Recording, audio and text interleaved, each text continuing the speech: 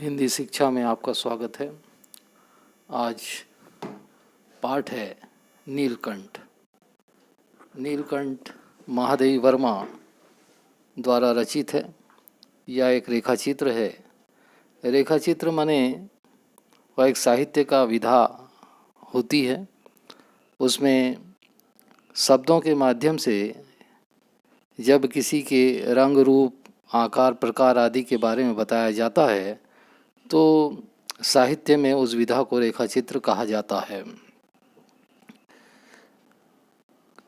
पहली पंक्ति है, उस दिन एक अतिथि अर्थात मेहमान को स्टेशन पहुंचाकर मैं लौट रही थी। मैं महादेवी वर्मा के लिए प्रयोग में लाया गया है। मैं लौट रही थी कि चिड़ियों और खरगोशों की दुकान का ध्यान आ गया और मैंने ड्राइवर को उसी ओर चलने का आदेश दिया। बड़े मियाँ चिड़िया वाले की दुकान के निकट पहुंचते ही उन्होंने सड़क पर आकर ड्राइवर को रुकने का संकेत दिया। बड़े मियाँ जो चिड़ियों को पकड़कर दुकान में रखता है, उसे बेचता है, उसका नाम है यहाँ पर बड़े मियाँ कहा गया है। बड़े मियाँ चिड़िया वाले की दुकान के निकट पहुँचते ही उन्होंने सड़क पर आकर ड्राइवर को रुकने का संकेत दिया। माने बड़े मियाँ स्वयं सड़क पर आ गए और रुकने के लिए कहा। मेरे कोई प्रश्न करने के पहले ही उन्होंने कहना आरंभ किया, सलाम गुरुजी। पिछली बार आने पर आपने मोर के बच्चों के लिए पूछा था। शंकरगढ़ से एक चिड़ीमार अर्थात चिड़ियों को पकड़ने वाला चिड़ीमार 2 मोर के बच्चे पकड़ लाया है। एक मोर है, एक मोरनी। आप पाल लें। मोर के पंजों से दवा बनती है, सो ऐसे ही लोग खरीदने आए थे। माने जो लोग दवा वगैरह बनाते हैं वे लोग उन पक्षियों को पकड़कर मार देते हैं, इसलिए वह सहानुभूति जता रहा है, कह रहा है आप उसे पाल लें। आखिर मेरे सीने में भी तो इंसान का दिल है, मारने के लिए ऐसी मासूम चिड़ियों को कैसे दूं। टालने के लिए मैंने कह दिया, गुरुजी ने मंगवाए हैं। मैंने उसने बहाना कर दिया उन अन्य लोगों के सामने कि आपने मंगवाया है और उन्हें नहीं दिया। वैसे वह कम वक्त रोजगार ही खराब है।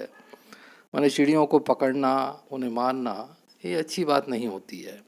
बस पकड़ो पकड़ो, मारो मारो।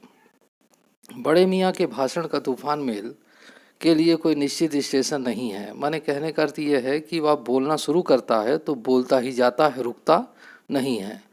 सुनने वाला थक कर जहाँ रोक दे वहीं स्टेशन मान लिया जाता है। इस तथ्य से परिचित, इस बात से परिचित होने के कारण ही मैंने बीच में उन्हें रोक कर पूछा, मोर के बच्चे हैं कहाँ। बड़े मियाँ के हाथ के संकेत का अनुसरण करते हुए मेरी दृष्टि एक तार के छोटे से पिंजरे तक पहुंची। मैंने उसने उंगली की ओर इशारा, उंगली से या हाथ से इशारा करके बताया तो उस ओर लेखिका ने देखा कि एक तार के छोटे से पिंजरे तक पहुंची जिसमें तीतरों के समान 2 बच्चे बैठे थे। माने मोर नहीं लग रहे थे, तीतर लग रहे थे। पिंजरा इतना संकीर्ण था, छोटा था कि वे पक्षी शावक, पक्षियों के बच्चे जाली के गोल फ्रेम में किसी जड़े चित्र जैसे लग रहे थे। माने हिलने डुलने के लिए भी जगह नहीं थी। मेरे निरीक्षण अर्थात मेरे देखने के साथ साथ बड़े मियाँ की भाषण मेल चली जा रही थी। ईमान कसम कह रहा था, ईमान कसम गुरुजी, श्रीमान ने मुझसे इस मोर के जोड़े के नगद 30 रुपये लिए हैं। मैंने 30 रुपये में बड़े मियाँ ने उनसे ख़रीदा है। 12 कहा, भाई ज़रा सोच लो, अभी इनमें मोर की कोई खासियत भी है कि तू इतनी बड़ी कीमत ही मांगने चला। पर वह मुंजी क्यों सुनने लगा। माने व्यापारी जो होता है वो अपने फ़ायदे के बिना कोई सामान नहीं बेचता है। अपना ख्याल करके अछता पछता कर देना ही पड़ा। अब आप जो मुनासिब समझे, मैंने 30 रुपये में लिए हैं, आप जो ठीक समझे दे दीजिए। अस्तु 30 चिड़ीमार के नाम के और 5 बड़े मियाँ के नाम ईमान के देकर मैंने कुल मिलाकर के 35 रुपये देकर जब मैंने वह छोटा पिंजरा कार में रखा तब मानो वह जाली के चौखटे का चित्र जीवित हो गया। दोनों पक्षी शावकों के छटपटाने से लगता था मानो पिंजड़ा ही सजीव हो उड़ने योग्य हो गया है। माने वो पक्षी के बच्चे अर्थात मोर मोरनी जो है छटपटाने लगे। घर पहुंचने पर सब कहने लगे तीतर है मोर कहकर ठग लिया है। माने कहने लगे कि बड़े मियाँ ने तुम्हें ठगा दिया है, तीतर के बच्चों को मोर बता करके तुम्हें बेच दिया है। कदाचित शायद अनेक बार ठगे जाने के कारण ही ठगे जाने की बात मेरे चिढ़ जाने की दुर्बलता बन गई है। मैंने ऐसी कोई बात कहता है तो महादेवी वर्मा चिढ़ जाती है। मैंने कई बार ठगी भी गई है। अप्रसन्न होकर नाखुश होकर मैंने कहा मोर के क्या सुरखाब के पर लगे हैं, तो है तो पक्षी ही। चिढ़ा दिया जाने के कारण ही संभवतः शायद उन दोनों पक्षियों के प्रति मेरे व्यवहार और यत्न में कुछ विशेषता आ गई। मैंने व्यवहार भी कुछ अलग प्रकार से हो गया। पहले अपने पढ़ने लिखने के कमरे में उनका पिंजरा रखा, उसका दरवाज़ा खोला, फिर 2 कटोरों में सत्तू की छोटी छोटी गोलियां और पानी रखा। उन्हें खाने के लिए दिया सत्तू। वे दोनों चूहेदानी जैसे पिंजरे से निकलकर कमरे में मानो खो गए। कभी मेज़ के नीचे घुस गए, कभी अलमारी के पीछे। अंत में इस लुका छिपी, माने नए नए पक्षी आए हैं तो छिप छिप करके रहने लगे, इस लुका छिपी से थक कर उन्होंने मेरे ही रद्दी कागज़ों की टोकरी को अपने नए बसेरे का गौरव प्रदान किया। माने जहाँ महादेवी वर्मा रद्दी कागज़ों को टोकरी में डाल दिया करती थी, उन टोकरियों में वे रहने लगे। 2-4 दिन वे इसी प्रकार दिन में इधर उधर गुप्तवास करते, छिप करके रहते और रात में रद्दी की टोकरी में प्रकट होते रहे। रात में टोकरी में रहते। फिर आश्वस्त हो जाने पर, माने उन्हें निश्चिंत हो गए कि अब उन्हें किसी प्रकार का खतरा नहीं है। आश्वस्त हो जाने पर कभी मेरी मेज पर, कभी कुर्सी पर और कभी मेरे सिर पर अचानक आविर्भूत होने लगे, बैठने लगे, आने लगे। खिड़कियों में तो जाली लगी थी, पर दरवाज़ा मुझे निरंतर बंद रखना पड़ता था। खुला रहने पर चित्रा अर्थात मेरी बिल्ली का नाम था चित्रा, इन नवागंतुकों माने नए नए मेहमानों का पता लगा सकती थी और उनका शिकार कर सकती थी। और तब उसके शोध का क्या परिणाम होता, जब वह इन्हें खोज लेती तो क्या नतीजा निकलता, यह अनुमान करना कठिन नहीं है। माने उन्हें मार देती, इसलिए दरवाज़ा बंद रखना पड़ता।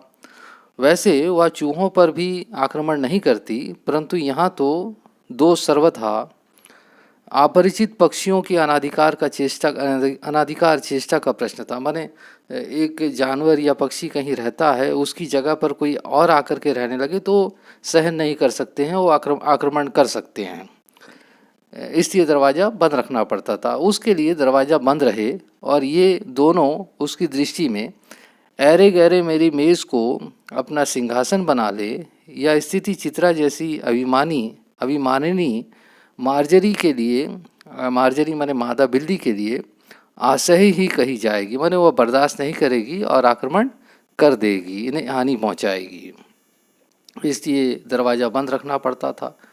जब मेरे कमरे का कायाकल्प परिवर्तन चिड़ियाघर के रूप में होने लगा, माने कमरा अब चिड़ियाघर की तरह होने लगा, तब मैंने बड़ी कठिनाई से दोनों चिड़ियों को पकड़कर जाली के बड़े घर में पहुंचाया, जो मेरे जीव जंतुओं का सामान्य निवास है। दोनों नवागंतुकों ने, माने अन्य जीव जंतुओं को भी जाली घर में रखा करती थी महादेवी वर्मा, दोनों नवागंतुकों ने पहले से रहने वालों में वैसा ही कौतूहल जगाया, माने जिज्ञासा जगाई, जैसा नववधु के आने पर परिवार में स्वाभाविक है। माने कोई नई नदी दुल्हन आती है तो उन्हें सब देखते हैं, वैसे ही ये भी पहुँचे जाली घर में तो सभी उन्हें देखने लगे। लक्का कबूतर नाचना छोड़कर दौड़ पड़े और उनके चारों ओर घूम घूम कर गुटरुकों की रागनी आलापने लगे। बड़े खरगोश सभ्य सभासदों के समान क्रम से बैठकर गंभीर भाव से उनका निरीक्षण करने लगे, उन्हें देखने लगे। ऊन की गेंद जैसे छोटे खरगोश उनके चारों ओर उछल कूद मचाने लगे, कूदने लगे। तोते मानो भली भांति अच्छी तरह देखने के लिए एक आंख बंद करके उनका परीक्षण करने लगे, देखने लगे। उस दिन मेरे चिड़ियाघर में मानो भूचाल आ गया। माने कोई नया आया है, उसे देखने के लिए जालीघर में हलचल मच गई, भूचाल आ गया जैसे। धीरे धीरे दोनों मोर के बच्चे बढ़ने लगे, अर्थात बड़े होने लगे। उनका कायाकल्प वैसा ही क्रमशः और रंगमय था जैसा झल्ली इल्ली से तितली का बनना। माने धीरे धीरे उनमें परिवर्तन आने लगा, उन्हें रंग रूप जो है सुंदर होने लगा उनका। मोर के सिर की कलगी और सघन गहरी, ऊंची तथा चमकीली हो गई। चोंच अधिक बंकिम, टेढ़ी और पैनी हो गई, तेज हो गई। गोल आँखों में इंद्रनी की नीलाभ अर्थात नीली चमक, द्युति चमक झलकने लगी। लंबी नील हरित नीली हरी ग्रीवा गले की हर भंगिमा में धूप छाई तरंगें उठने गिरने लगी। दक्षिण वाम दोनों पंखों में सलेटी और सफ़ेद आलेखन चित्र स्पष्ट होने लगे। पूँछ लंबी हुई और उसके पंखों पर चंद्रिकाओं के इंद्रधनुषी रंग उद्दीप्त हो उठे। रंग रहित रंगों के बिना पैरों को गर्वीली गति ने एक नई गरिमा से रंजित कर दिया। मैंने पैरों में भी नई गर्वीली गति आ गई। उसका गर्दन ऊंची कर देखना, उसका माने उन मोर मोरनी का, उसका लेकिन विशेषकर नीलकंठ के बारे में कहा गया है।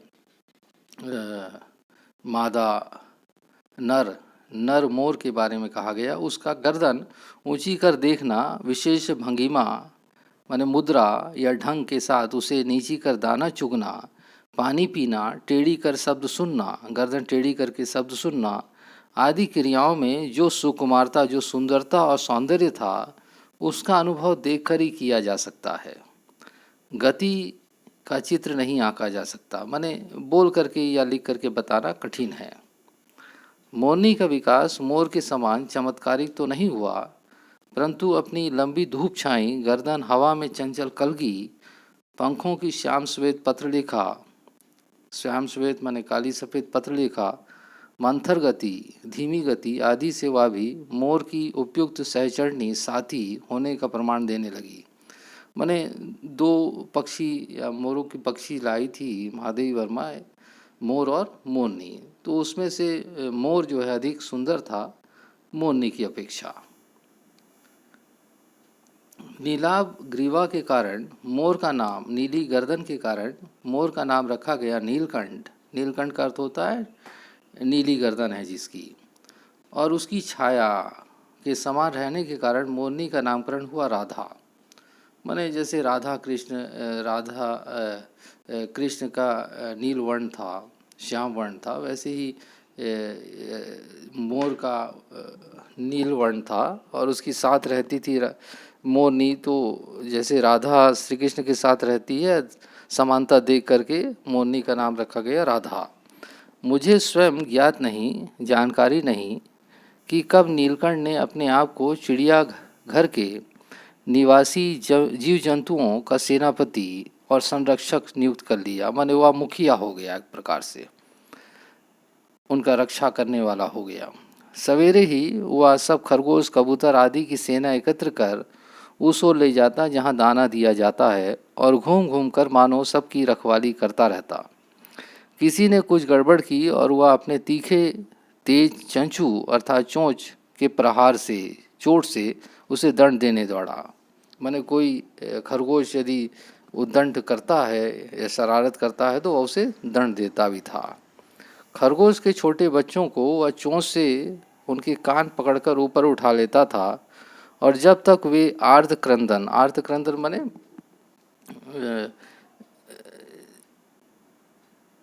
दर्द से चीखना और या रोना, माने गले से आवाज़ नहीं निकलती, आर्तक्रंदन ना करने लगते उन्हें उन्हें अधर में लटकाए रखता, अपने होंठ में या चोंच में लटकाए रखता।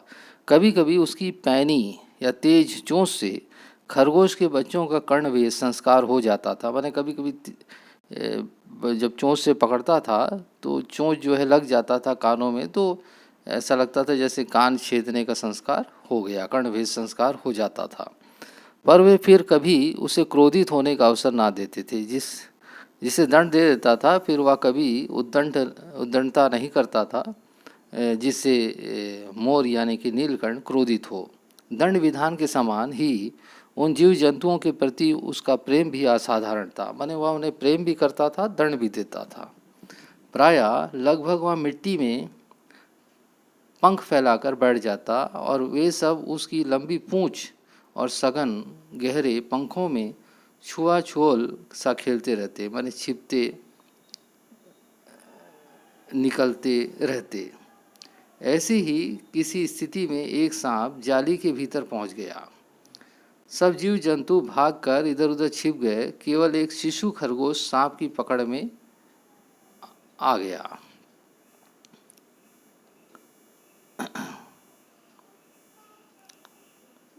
निगलने के प्रयास में, माने सांप उन्हें निगलना चाहता था उस खरगोश के बच्चे को।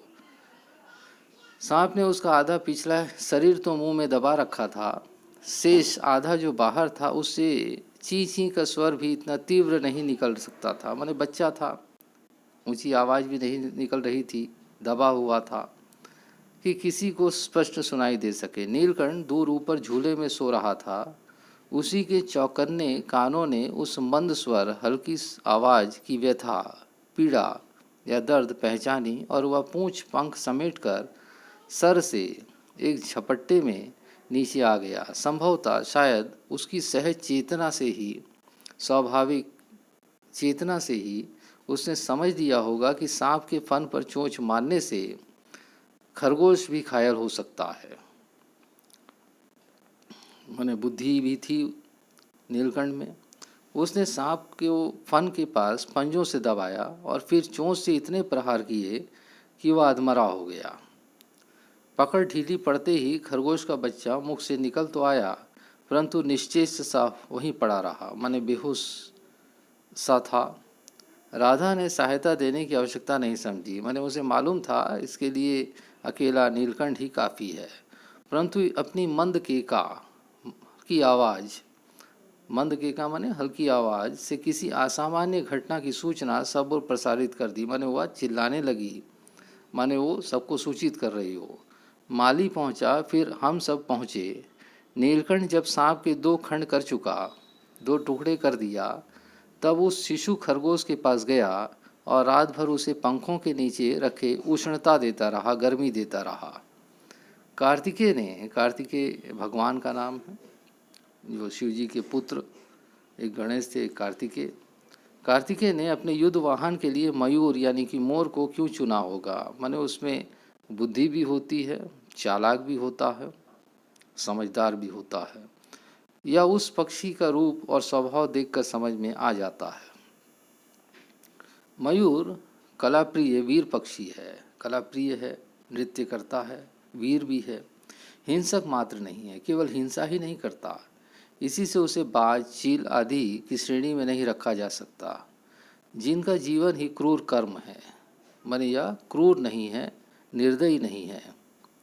नीलकंठ में उसकी जातिगत विशेषताएं तो थी ही, उनका मानवीकरण भी हो गया था। माने वह मानव जैसा व्यवहार भी करता था। मेघों की सांवली छाया में, बादलों की सांवली छाया में अपने इंद्रधनुष के गुच्छे जैसे पंखों को मंडलाकर, फैलाकर, बनाकर जब वह नाचता था, तब उस नृत्य में, उस नाच में एक सहजता, एक सहजात लय ताल रहता था। माने बहुत सुंदर नृत्य करता था। आगे पीछे, दाहिने बाएं क्रम से घूमकर वह किसी अलक्ष्य सम पर ठहर जाता था। माने लयताल देखने को मिलता था उसके नृत्य में। राधा नीलकंठ के समान नहीं नाच सकती थी, परंतु उसकी गति में भी एक छंद रहता था, एक लय रहता था। वह नृत्यमग्न नीलकंठ की दाहिनी ओर के पंख को छूती हुई बाईं ओर निकल जाती थी और बाएं पंख को स्पर्श कर दाहिनी ओर। इस प्रकार उसकी परिक्रमा में भी एक पूरक ताल परिचय मिलता था। नीलकंठ ने कैसे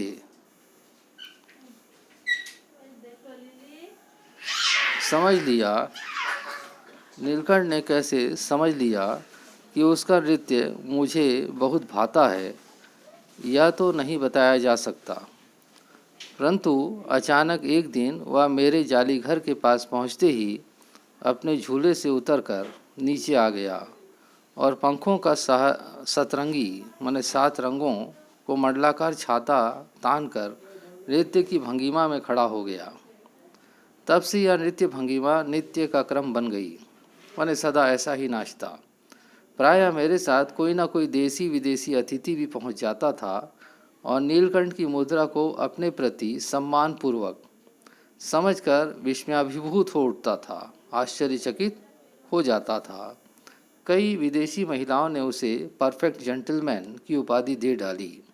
विदेशी महिलाएं उन्हें परफेक्ट जेंटलमैन के नाम से बुलाते थे।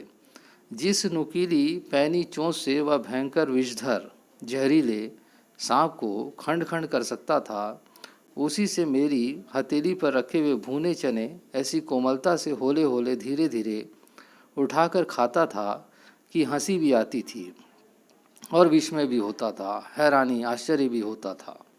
फलों के वृक्षों से अधिक उसे पुष्पित फूल वाले और पल्लवित पत्तों वाले वृक्ष भाते थे। बसंत में जब आम के वृक्ष सुनहली मंजरियों से, माने आम के वृक्ष में जो फूल आते हैं उन्हें मंजरी कहा जाता है, मंजरियों से लग जाते थे, भर जाते थे, अशोक नए लाल पल्लों से ढक जाता था, तब जाली घर में वह इतना अस्थिर हो उठता कि उसे बाहर छोड़ देना पड़ता। माने वो जाली घर में रहना नहीं चाहता था। नीलकंठ और राधा की सबसे प्रिय ऋतु तो वर्षा ही थी। मेघों के उमड़ आने से पहले ही वे हवा में उसकी सजल आहट पा लेते थे। माने उन्हें पता लग जाता था कि अब बादल वर्षा करेंगे, और तब उनकी मंद केका, हल्की आवाज़ की गूंज अनुकुंज तीव्र से तीव्रतर होती हुई, तेज से तेज होती हुई, मानो बूंदों के उतरने के लिए सोपान पंक्ति बनने लगती थी। मेघ के गर्जन के ताल पर ही उसके तन्मय नृत्य का आरंभ होता, नाचने लगते, और फिर मेघ जितना अधिक गरजता, बिजली जितनी अधिक चमकती, बूंदों की रिमझिमाहट जितनी तीव्र होती जाती, नीलकंठ के नृत्य का वेग उतना ही अधिक बढ़ता जाता और उसकी केका का स्वर आवाज़ उतना ही, माने मोर की जो आवाज़ होती है उसे केका कहा जाता है, ही मंद से मंद्रतर होता जाता। वर्षा के थम जाने पर, बारिश के बंद हो जाने पर वह दाहिने पंजे पर दाहिना पंख और बायां पंख फैलाकर सुखाता। कभी कभी वे दोनों एक दूसरे के पंखों से टपकने वाली बूंदों को चोंच से पीकर पंखों का गीलापन दूर करते रहते। इस आनंद उत्सव, इस खुशी के अवसर की रागनी में बेमेल स्वर कैसे बज उठा, यह भी एक करुण कथा है। माने मोर और मोरनी का जीवन बहुत सुखमय था, आनंददायी था। अचानक उसमें उनके जीवन में दुख आ गया। एक दिन मुझे किसी कार्य से नखास कोने से निकलना पड़ा और बड़े मियाँ ने पहले के समान कार को रोक लिया। इस बार किसी पिंजड़े की ओर नहीं देखूंगी या संकल्प या निर्णय करके मैंने बड़े मियाँ की विरल दाढ़ी, घनी दाढ़ी और सफ़ेद डोरे से कान में बांधी ऐनक को ही अपने ध्यान का केंद्र बनाया। मैंने उसे ही देखूंगी, जाल पिंजरे में या दुकान में कौन से पक्षी उन्हें नहीं देखूंगी, या निर्णय पहले से कर लिया था। पर बड़े मियाँ के पैरों के पास जो मोरनी पड़ी थी उसे अनदेखा करना कठिन था। मोरनी राधा के समान ही थी।